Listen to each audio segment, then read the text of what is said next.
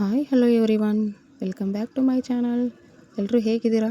ಚೆನ್ನಾಗಿದ್ದೀರಾ ಅಂತ ಅಂದ್ಕೊಂಡಿದ್ದೀನಿ. ಸೊ ನಾನು ಇವತ್ತು ಮಾಡ್ತಾ ಇರೋ ರೆಸಿಪಿ ಬಂದುಬಿಟ್ಟು ಸಾಬುದಾನ ವಡೆ ಮಾಡ್ತಾಯಿದ್ದೀನಿ. ಸೊ ಸಾಬುದಾನ ವಡೆ ಮಾಡೋದು ಯಾವ ರೀತಿ ಅಂತ ತೋರಿಸ್ಕೊಡ್ತಾ ಇದ್ದೀನಿ. ಹಾಗಿದ್ರೆ ಬನ್ನಿ ಯಾವ ರೀತಿ ಮಾಡೋದು ಅಂತ ತೋರಿಸ್ಕೊಡ್ತಾ ಇದ್ದೀನಿ.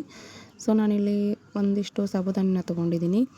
ಸೊ ಈ ಪಾವು ಕೆ ಜಿಯಷ್ಟು ಸಾಬುದಾನಿನ ಕಾಳನ್ನು ನಾನು ನೆನೆ ಹಾಕ್ಕೋಬೇಕಂತ ತೊಗೊಂಡಿದ್ದೀನಿ. ಸೊ ನಿಮ್ಗೆ ಎಷ್ಟು ಬೇಕು ನೋಡಿಕೊಳ್ಳಿ. ಹಾಗೆ ಅದಕ್ಕೆ ನೀರು ಹಾಕಿಬಿಟ್ಟು ಒಂದು 5 to 6 ಅವರ್ಸ್ ನೆನೆಯಕ್ಕೆ ಇಡಬೇಕು. ಸೊ ಅದಕ್ಕೋಸ್ಕರ ನೀಟಾಗಿ ನೀರಲ್ಲಿ ತೊಳೆದ್ಬಿಟ್ಟು 5 ರಿಂದ 6 ಅವರ್ ನೆನೆಯಕ್ಕೆ ಇಟ್ಬಿಡಬೇಕು. ಹಾಗೆ ಇದನ್ನು ನೆನೆಸಿದ್ಮೇಲೆ ಸ್ವಲ್ಪ ನೀರು ಬಸಿಸ್ಕೊಂಡು ಅದರೊಳಗೆ ಸ್ವಲ್ಪ ನೀರು ಕೂಡ ಇಟ್ಕೋಬೇಕು. 5 ರಿಂದ 6 ಅವರ್ ಆದಮೇಲೆ ನಾನು ತೆಗೆದಿಟ್ಕೊಂಡಿದ್ದೀನಿ. ಸೊ ನಾನು ಮೊದಲೇ ವಿಡಿಯೋ ಮಾಡೋಕ್ಕಿಂತ ಮುಂಚೆ ನೆನೆಸಿಟ್ಕೊಂಡಿದ್ದೆ. ಸೊ ಇದನ್ನು ನೆನೆಸಿಟ್ಕೊಂಡು ಸೈಡಲ್ಲಿ ಇಟ್ಕೋತಾ ಇದ್ದೀನಿ. ನೆಕ್ಸ್ಟು ಆಲೂಗಡ್ಡೆನ ತೊಗೊಂಡಿದ್ದೀನಿ. ಒಂದು 4 ರಿಂದ 5 ಆಲೂಗಡ್ಡೆನ ತೊಗೊಂಡಿದ್ದೀನಿ. ಸೊ ನೀವು ಪಾವು ಕೆ ಜಿ ಸಾಬುದಾನಕ್ಕೆ ಒಂದು 4 ಆಲೂಗಡ್ಡೆ ಅಥವಾ 5 ಆಲೂಗಡ್ಡೆ ಚಿಕ್ಕದಿದ್ರೆ ತೊಗೋಬೋದು. ಸೊ ಇವಾಗ ಇದನ್ನು ಕುದಿಸ್ಕೋಬೇಕು. ಅದಕ್ಕೋಸ್ಕರ ಕುಕ್ಕರಲ್ಲಿ ನೀರು ಹಾಕಿಬಿಟ್ಟು ಕುದಿಸ್ಕೋತಾ ಇದ್ದೀನಿ. ಸೊ 3 ರಿಂದ 4 ವಿಸಲ್ ಆಗೋವರೆಗೂ ಆಲೂಗಡ್ಡೆನ ಕುದಿಸ್ಕೋಬೇಕು. ಅದಕ್ಕೋಸ್ಕರ ನೀರು ಹಾಕಿಬಿಟ್ಟು ಲಿಡ್ನ ಕ್ಲೋಸ್ ಮಾಡಿ ಗ್ಯಾಸ್ ಮೇಲೆ ಇಟ್ಟಿದ್ದೀನಿ. ಸೊ ನಮಗೆ ಸ್ವಲ್ಪ ಸ್ಮ್ಯಾಶ್ ಮಾಡೋ ಥರ ಆಗಬೇಕು. 3 ರಿಂದ 4 ವಿಸಲ್ ಕೂಗಿಸ್ಕೊಂಡ್ಬಿಡೋಣ. ಸೊ ಅಷ್ಟರಲ್ಲಿ ನಾನು ಕಡಲೆ ಬೀಜನ ಪೌಡ್ರ್ ಮಾಡ್ಕೋತಾ ಇದ್ದೀನಿ. ಸೊ ಕಡಲೆ ಬೀಜನ ಹುರಿದಿರೋ ಕಡಲೆ ಬೀಜನ ತೊಗೊಂಡಿದ್ದೀನಿ, ಅಂದರೆ ಶೇಂಗಾನ ತೊಗೊಂಡಿದ್ದೀನಿ. 4 ರಿಂದ 5 ಟೇಬಲ್ ಸ್ಪೂನ್ ಪೌಡ್ರ್ ಆಗಬೇಕು. ಅದಕ್ಕೋಸ್ಕರ ಇದನ್ನು ಮಿಕ್ಸಿ ಮಾಡ್ಕೊಂಡ್ಬಿಟ್ಟು ಚೋಳಾಗಿ ಪೌಡ್ರನ್ನ ಮಾಡ್ಕೋಬೇಕು. ತುಂಬ ಇದ್ರ ಥರ ಮಾಡ್ಕೋಬೇಡಿ, ಹಿಟ್ಟಿಟ್ಟು ಥರ.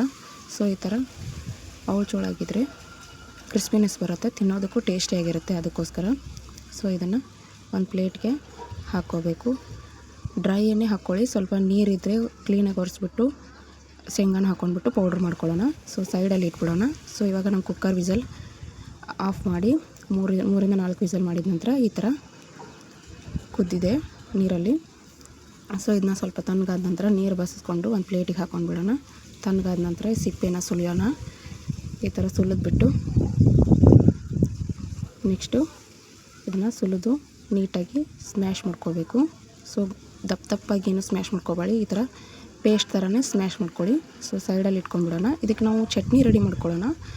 ಇವಾಗ ಸಾಬುದಾನಿಗೆ ಏನೇನು ಹಾಕ್ಕೋಬೇಕು ಅದನ್ನೆಲ್ಲ ನೋಡ್ಕೊಂಡು ನಂತರ ಸಾಬುದಾನ ವಡಾಕ ನಾನು ಚಟ್ನಿ ರೆಡಿ ಮಾಡ್ಕೊಳತ್ತಿದ್ದೀನಿ. ಇವಾಗ ಪುದೀನ ಚಟ್ನಿನ ಮಾಡ್ತಾಯಿದ್ದೀನಿ. ಸೊ ಎಲೆಗಳನ್ನ ತೆಗೆದುಬಿಟ್ಟು ನೀರಲ್ಲಿ ನೀಟಾಗಿ ಮೊದಲೇ ತೊಳೆದ್ಬಿಟ್ಟು ಹಾಕಿದ ನಂತರ ಮಿಕ್ಸಿ ಜಾರ್ಗೆ ಒಂದು ಅರ್ಧ ಸೊಪ್ಪನ್ನು ತೊಗೊಂಡಿದ್ದೀನಿ, ಒಂದು ತಟ್ಟಲ್ಲಿ. ಹಾಗೆ ನೆಕ್ಸ್ಟು 4 ರಿಂದ 5 ಹಸಿಮೆಣ್ಸಿನ್ಕಾಯಿನ ಹಾಕ್ಕೋತಾ ಇದ್ದೀನಿ. ಸೊ ನಿಮಗೆ ಜಾಸ್ತಿ ಬೇಕಿದ್ರೆ ಜಾಸ್ತಿ ಕೂಡ ಹಾಕ್ಕೋಬೋದು. ಹಾಗೆ ಕೊತ್ತಂಬರಿ ಸೊಪ್ಪನ್ನು ಹಾಕ್ಕೊಂಡಿದ್ದೀನಿ.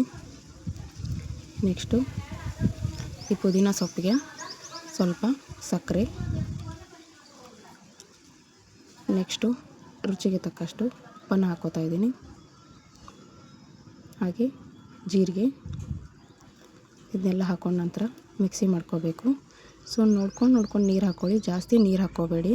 ಸೊ ನಾನು ಇವಾಗಲೇ ನೀರು ಹಾಕಿ ತೋರಿಸ್ತಾ ಇದ್ದೀನಿ. ಸೊ ನಾನು ಇಷ್ಟೇ ನೀರು ಹಾಕ್ಕೋತಾ ಇರೋದು, ಸ್ವಲ್ಪ ಆದರೆ ಸಾಕು. ನೀರು ಹಾಕ್ಕೊಂಡ್ಬಿಟ್ಟು ಮಿಕ್ಸಿ ಮಾಡ್ಕೊಂಡು ಬರ್ತಾಯಿದ್ದೀನಿ. ನೋಡಿ ಈ ಥರ ಆಗಿರಬೇಕು, ತುಂಬ ಮೆಲ್ಟ್ ಹಾಕೋ ಥರ ನೀರು ಹಾಕ್ಕೋಬೇಡಿ. ಸೊ ಈ ಥರ ಆದ ನಂತರ ಇದನ್ನು ಒಂದು ಬೌಲ್ಗೆ ಹಾಕ್ಕೋತಾ ಇದ್ದೀನಿ. ಇವಾಗ ನಮ್ಮ ಪುದೀನ ಚಟ್ನಿ ರೆಡಿಯಾಗಿದೆ. ನೀವು ನೀರು ಹಾಕ್ಕೊಂಡ್ಬಿಟ್ಟು ಜಾಸ್ತಿ ತಿನ್ನೋದಕ್ಕೆ ಟೇಸ್ಟಿಯಾಗಿರಲ್ಲ. ಸೊ ಇಷ್ಟೇ ನೀವು ಮಾಡಿಕೊಂಡು ರೆಡಿ ಮಾಡಿಟ್ಕೊಳ್ಳಿ. ಹಾಗೆ ನೆಕ್ಸ್ಟು ವಡೆ ಮಾಡ್ಕೊಳ್ಳೋದಕ್ಕೆ ಏನೇನು ಹಾಕ್ಕೋತಾ ಇದ್ದೀನಿ ಅಂತ ತೋರಿಸ್ತಾ ಇದ್ದೀನಿ. ಒಂದು ತಟ್ಟೆಯಲ್ಲಿ ಅಥವಾ ಪರಾತಿನಲ್ಲಿ ನಾವು ಸಾಬುದಾನಿಯನ್ನು 5 ರಿಂದ 6 ಅವರ್ ನೆನೆಸಿದ್ವಲ್ಲ, ಪಾವು ಕೆ ಜಿ ತೊಗೊಂಡಿದ್ವಿ. ಸೊ ಅದನ್ನು ಇದಕ್ಕೆ ಹಾಕ್ಕೋತಾ ಇದ್ದೀನಿ. ನೀವು ಪಾವು ಕೆ ಜಿ ಬಿಟ್ಟು ಅರ್ಧ ಕೆ ಜಿ ಮಾಡ್ಕೊಳ್ಳೋರಿದ್ರೆ ಆಲೂಗಡ್ಡೆ ಕ್ವಾಂಟಿಟಿನ ಜಾಸ್ತಿ ಮಾಡ್ಕೋಬೇಕಾಗುತ್ತೆ. ಹಾಗೆ ನೆಕ್ಸ್ಟು ಪಾವು ಕೆ ಜಿಗೆ ನಾನಿಲ್ಲಿ 4 ರಿಂದ 5 ಟೇಬಲ್ ಸ್ಪೂನು ಶೇಂಗಾ ಪೌಡ್ರನ್ನ ಹಾಕ್ಕೋತಾ ಇದ್ದೀನಿ, ಅಂದರೆ ಕಡಲೆ ಬೀಜನ ಹುರಿದ್ಬಿಟ್ಟು ಪೌಡ್ರ್ ಮಾಡ್ಕೋಬೇಕು. ಹಾಗೆ ನೆಕ್ಸ್ಟು ಹಸಿಮೆಣ್ಸಿನ್ಕಾಯಿ ಪೇಸ್ಟನ್ನ ಹಾಕ್ಕೋತಾ ಇದ್ದೀನಿ. ನೀವು ಚಾಪ್ ಮಾಡಿ ಕೂಡ ಹಾಕ್ಕೋಬೋದು. ನಾನು ಮಿಕ್ಸಿ ಜಾರ್ಗೆ ಹಾಕ್ಕೊಂಡ್ಬಿಟ್ಟಿದ್ದೀನಿ. ಮಿಕ್ಸಿ ಹಾಕ್ಕೊಂಡ್ಬಿಟ್ಟು ಪೇಸ್ಟ್ ಮಾಡ್ಕೊಂಡಿದ್ದೀನಿ. ಅದಕ್ಕೆ ಸ್ವಲ್ಪ ಜೀರಿಗೆ, ಇಂಗು ಕೂಡ ಹಾಕ್ಕೊಂಡು ಪೇಸ್ಟ್ ಮಾಡಿಕೊಂಡು ಹಸಿಮೆಣ್ಸಿನ್ಕಾಯಿ ಪೇಸ್ಟನ್ನ ತೊಗೊಂಡಿದ್ದೀನಿ. ನೀವು ಹಾಗೆ ಬೇಕಿದ್ರೆ ಚಾಪ್ ಮಾಡ್ಕೊಂಡು ಹಾಕ್ಕೋಬೋದು. ಹಾಗೆ ನೆಕ್ಸ್ಟು ಕೊತ್ತಂಬರಿ ಸೊಪ್ಪನ್ನು ಹಾಕ್ಕೋತಾ ಇದ್ದೀನಿ. ನೋಡ್ಕೊಳ್ಳಿ, ಕೊತ್ತಂಬರಿ ಸೊಪ್ಪು ಹಾಕಿದ ನಂತರ ಇದಕ್ಕೇ ಸ್ವಲ್ಪ ರುಚಿಗೆ ತಕ್ಕಷ್ಟು ಉಪ್ಪನ್ನು ಹಾಕ್ಕೋತಾ ಇದ್ದೀನಿ.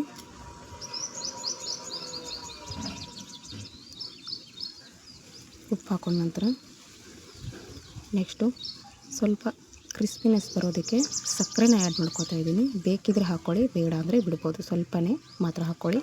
ಹಾಗೆ ನೆಕ್ಸ್ಟು ಸ್ವಲ್ಪ ನಿಂಬೆಹಣ್ಣಿನ ರಸನ ಹಾಕ್ಕೋತಾ ಇದ್ದೀನಿ, ಸ್ವಲ್ಪ ಹುಳಿಗೋಸ್ಕರನೇ. ನೀವು ಬೇಕು ಅಂದರೆ ಹಾಕ್ಕೊಳ್ಳಿ, ಇಲ್ಲಾಂದರೆ ಸ್ಕಿಪ್ ಮಾಡ್ಕೊಳ್ಳಿ, ಆದರೆ ಹಾಕಿದರೆ ತುಂಬ ಟೇಸ್ಟಿಯಾಗಿರುತ್ತೆ. ಸೊ ನೆಕ್ಸ್ಟು ಆಲೂಗಡ್ಡೆನ ನಾವು ಮೊದಲೇ ಸ್ಮ್ಯಾಶ್ ಮಾಡಿ ಇಟ್ಕೊಂಡಿದ್ನಲ್ಲ, ಸೊ ಅದನ್ನು ಕೂಡ ಹಾಕ್ಕೋತಾ ಇದ್ದೀನಿ. ಗಂಟುಗಳಿರಬಾರ್ದು, ಫುಲ್ ಸ್ಮ್ಯಾಶ್ ಮಾಡ್ಕೊಳ್ಳಿ. ಹಾಗೆ ನೆಕ್ಸ್ಟು ಇದರಲ್ಲಿ ಹಾಕ್ಕೊಂಡ್ಬಿಟ್ಟು ಚೆನ್ನಾಗಿ ಅನಿಸುತ್ತೆ ಸ್ಪೂನಿಂದ ಮಿಕ್ಸ್ ಮಾಡ್ಕೊಳ್ಳೋಣ. ಆಮೇಲೆ ಬೇಕಿದ್ರೆ ಕೈಲಿಂದ ಮಿಕ್ಸ್ ಮಾಡ್ಕೊಳ್ಳೋಣ. ಸೊ ಈ ಥರ ಡ್ರೈ ಎಲ್ಲ ಅನ್ಸತಿ ಮಿಕ್ಸ್ ಮಾಡ್ಕೊಳ್ಳಿ. ಏನೂ ನೀರು ಹಾಕ್ಕೋಬೇಡಿ, ಹೇಳ್ತಾಯಿದ್ದೀನಿ. ನೀರು ಹಾಕೋದ್ರಿಂದ ಮತ್ತೆ ನಿಮಗೆ ವಡೆ ಆಗೋಲ್ಲ. ಅದಕ್ಕೋಸ್ಕರನೇ ಸ್ವಲ್ಪ ನೀರು ಹಾಕ್ಕೊಳ್ಳಾರ್ದೇ ಆಲೂಗಡ್ಡೆ ಸಾಬುದಾನಿನ ಎರಡನ್ನೂ ಮಿಕ್ಸ್ ಮಾಡ್ಕೋಬೇಕಾಗುತ್ತೆ. ಈ ಥರ ಮಿಕ್ಸ್ ಮಾಡ್ಕೊಳ್ಳಿ. ಆಲೂಗಡ್ಡೆಯಲ್ಲಿ ಜಾಸ್ತಿ ನೀರಿನ ಅಂಶ ಇರುತ್ತೆ, ಸೊ ಅದಕ್ಕೋಸ್ಕರ ನಾನು ಹಾಕ್ಕೊಂಡೇ ಇಲ್ಲ. ನಿಮ್ಗೆ ಏನಾದರೂ ಸ್ವಲ್ಪ ಆಲೂಗಡ್ಡೆ ಕಡಿಮೆ ಅನಿಸ್ತಂದರೆ ಇನ್ನೂ ಸ್ವಲ್ಪ ಶೇಂಗಾ ಪೌಡ್ರನ್ನ ಹಾಕ್ಕೋಬೋದು. ಇಲ್ಲಪ್ಪ ಕರೆಕ್ಟ್ ಇದೆ ಅನಿಸಿದರೆ ಇದೇ ಥರ ಮಾಡ್ಕೊಂಡ್ಬಿಟ್ಟು ಉಂಡೆಗಳನ್ನ ಮಾಡ್ಕೋತಾ ಇದ್ದೀನಿ. ಚೆನ್ನಾಗಿ ಒಂದು ಸತಿ ಮಿಕ್ಸ್ ಮಾಡ್ಕೊಂಡ ನಂತರ ಈ ಥರ ಉಂಡೆ ಮಾಡ್ಕೊಂಡ್ಬಿಟ್ಟು ಪ್ರೆಸ್ ಮಾಡ್ಕೋಬೇಕು. ಬರಲಿಲ್ಲ ಅಂದರೆ ಸ್ವಲ್ಪ ಮೆತ್ತಿ ಹಾಕ್ಕೊಂಡು ಮಾಡ್ಕೊಳ್ಳಿ. ಒಂದು ಸ್ವಲ್ಪ ಯಾವಾಗಲಾದರೂ ಕೈಗೆ ಸ್ವಲ್ಪ ಎಣ್ಣೆನೋ ಅಥವಾ ನೀರನ್ನು ಹಚ್ಕೊಂಡ್ಬಿಟ್ಟು ವಡೆಯನ್ನು ತಟ್ಕೋಬೇಕಾಗತ್ತೆ. ನೋಡಿ ಈ ಥರ ನಾನು ತೋರಿಸ್ತಾ ಇದ್ದೀನಲ್ಲ, ಈ ಥರ ಮಾಡ್ಕೊಳ್ಳಿ. ತುಂಬ ತೆಳುವಾಗಿನೂ ಮಾಡ್ಕೊಳಕ್ಕೆ ಹೋಗಬೇಡಿ. ಉಂಡೆ ಮಾಡ್ಕೊಂಡ್ಬಿಟ್ಟು ತಟ್ಟಿ ಈ ಥರ ವಡೆ ಥರ ಮಾಡ್ಕೋಬೇಕಾಗುತ್ತೆ. ಸೊ ಎರಡು ಕೈನಿಂದ ಈ ಥರ ಉಂಡೆ ಮಾಡ್ಕೋತಾ ಇದ್ರಲ್ಲ, ಆ ಥರ ಮಾಡ್ಕೊಂಡ್ಬಿಟ್ಟು ಈ ಥರ ಪ್ರೆಸ್ ಮಾಡಬೇಕಷ್ಟೇ. ಈಸಿಯಾಗಿ ಬರುತ್ತೆ, ನೀವು ಮಾಡ್ಕೊಳ್ಳಿ. ನಾನು ಹೇಳಿದ್ನಲ್ಲ, ಇರಲಿಲ್ಲ ಅಂದರೆ ಸ್ವಲ್ಪ ಕೈಗೆ ನೀರು ಹಚ್ಕೊಂಡ್ಬಿಟ್ಟು ಮಾಡ್ಕೊಳ್ಳಿ. ನೋಡಿ ತುಂಬ ನೀರು ಹಚ್ಕೊಳಕ್ಕೆ ಹೋಗಬೇಡಿ.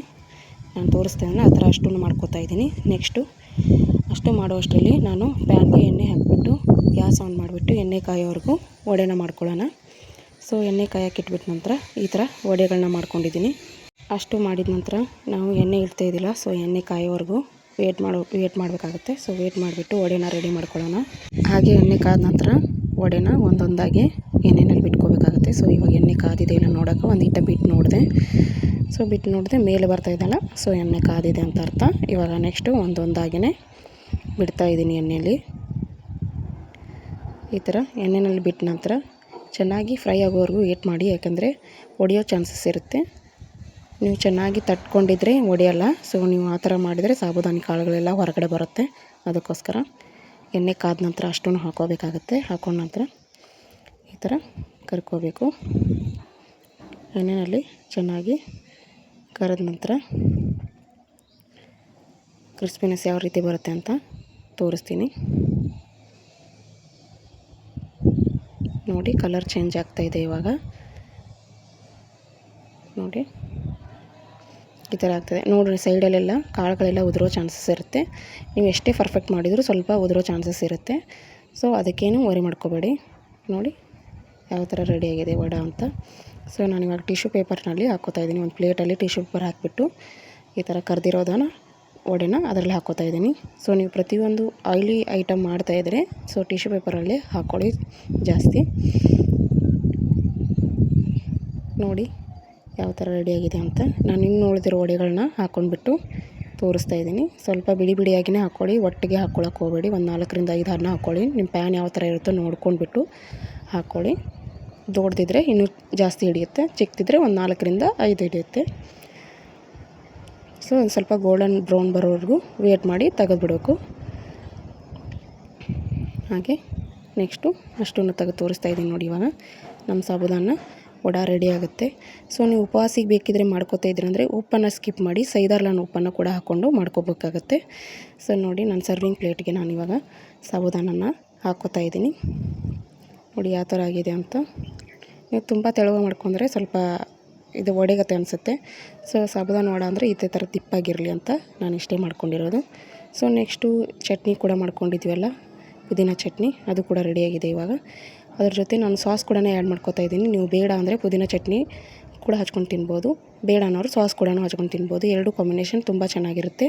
ಸೊ ನಾನಿವಾಗ ಟೇಸ್ಟ್ ಮಾಡಿ ಕೂಡ ತೋರಿಸ್ತಾ ಇದ್ದೀನಿ. ನೋಡಿ ಯಾವ ಥರ ಕ್ರಿಸ್ಪಿನೆಸ್ ಇರುತ್ತೆ ಅಂತ.